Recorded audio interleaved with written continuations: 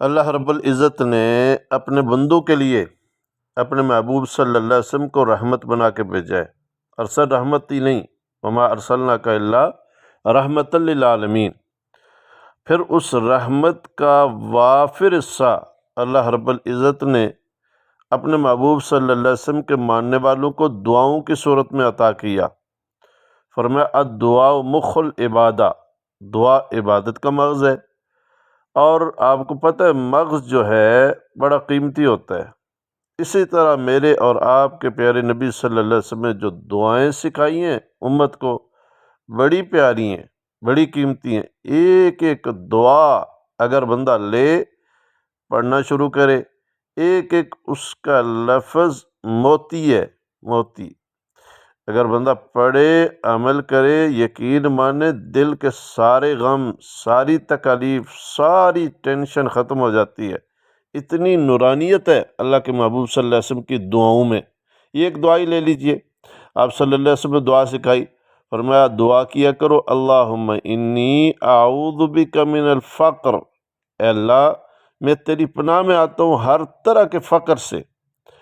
اب ایک فقر وہ ہے جو غریبی کا فقر ہے، بظاہر مال کا نہ ہونا، پیسوں کا نہ ہونا، بظاہر دولت کا نہ ہونا، یہ بھی ایک فقر ہے۔ لیکن اس سے بڑھ کے فقر ہے کہ سب کچھ ہوتے ہوئے بھی دل کی بھوک ختم نہ ہو، انسان کے دل میں اور زیادہ مال کی حرص آئے۔ 2 دکانیں ہو گئی، 3 ہو جائیں جی، 3 ہو گئی، اب 4 ہو جائیں۔ ہمارے پیارے نبی صلی اللہ علیہ وسلم فرمایا ایک بندے کے پاس ایک سونے کی وادی آئے گی، وہ چاہت کرے گا دوسری ملے، اب دوسری آئے گی چاہت کرے گا تیسری ملے، اور فرمایا دنیا کی کوئی بھی چیز اس بندے کا پیٹ نہیں بھر سکتی سوائے قبر کی مٹی کے۔ تو یہ جو اندر کا فقر ہے نا، اندر کی غریبی ہے، اندر کی بھوک ہے، اس کو مٹانے کے لیے آپ صلی اللہ علیہ وسلم نے بہت پیاری دعا سکھائی۔ اور یقین مانے جو بندہ اس دعا کو پڑھتا ہے، اس کے الفاظ کو سمجھتا ہے، غور و فکر کرتا ہے، اللہ رب العزت اس کے کلیجے میں ٹھنڈ ڈال دیتے ہیں۔ تو فرمایا من الفقری، یا اللہ ہر قسم کے فقر سے تیری پناہ میں آتا ہوں، والقلتی، اور ہر ایک قلت سے۔ اب قلت کیا ہے؟ دنیاوی معاملات میں بہت زیادہ مال کا نہ آنا قلت ہے، گھر چھوٹا ہونا قلت ہے، فیملی میں نام بڑا نہ ہونا بندے کو قلت لگتی ہے۔ تو یہ جو قلتیں ہیں یا اللہ ان سب قلتوں سے بچا لے۔ ایک قلت تو یہ مال و دولت کی ہے، لیکن ہمارے پیارے محبوب صلی اللہ علیہ وسلم کی جو دعا ہے اس میں دونوں چیزیں آ جاتی ہیں، دنیاوی بھی اور آخرت کے لحاظ سے بھی۔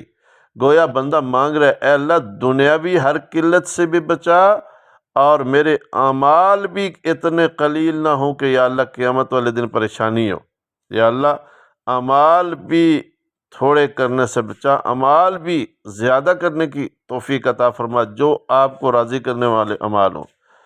وَالذِّلَّةِ، یا اللہ ایسے اعمال نہ ہوں جن کی وجہ سے مجھے ذلیل ہونا پڑے۔ اب ذلت بھی 2 طرح کی ہے، ایک دنیا کی ذلت، ایک آخرت کی ذلت۔ تو بندہ جس وقت یہ دعا مانگتا ہے تو یہ نیت کرتا ہے کہ یا اللہ دنیا کی ذلت سے بھی بچا لے، آخرت کی بھی۔ دنیا میں ایسا مجھ سے کوئی کام نہ ہو کہ میں 4 بندوں میں بیٹھ کے نگاہ اونچی نہ کر سکوں۔ اور پھر آخرت کی جو ذلت ہے، فرمایا خاشیۃ ابصارہم ترہقہم ذلہ، کہ اس دن بعض لوگ ایسے ہوں گے جو نگاہ اوپر نہیں کر سکیں گے۔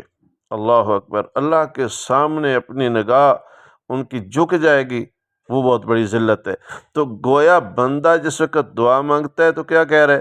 یا اللہ مجھے ہر قسم کے فقر سے بھی بچا، قلت سے بھی بچا، اور ہر قسم کی ذلت سے بچا، دنیاوی ذلتوں سے بھی بچا، آخرت کی دینی ذلت سے بھی بچا۔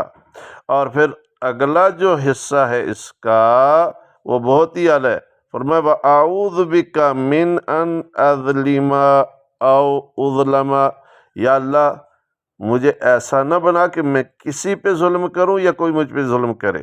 یعنی دونوں چیزیں غلط ہیں نا، کہ میں کسی پہ ظلم کروں، مجھے اتنا اختیار اللہ پاک دولت دیں، مال دیں، کوئی عہدہ دیں تو میں ظالم بن بیٹھوں، اور یا ایسا ہو کہ میں کمزور ہوں اور میرے اوپر کوئی طاقتور مسلط ہو جائے، تو دونوں طرح کی دعائیں اللہ کے محبوب صلی اللہ علیہ وسلم نے سکھا دی، ظالم بھی نہ بنا یا اللہ اور مظلوم بھی نہ بنا۔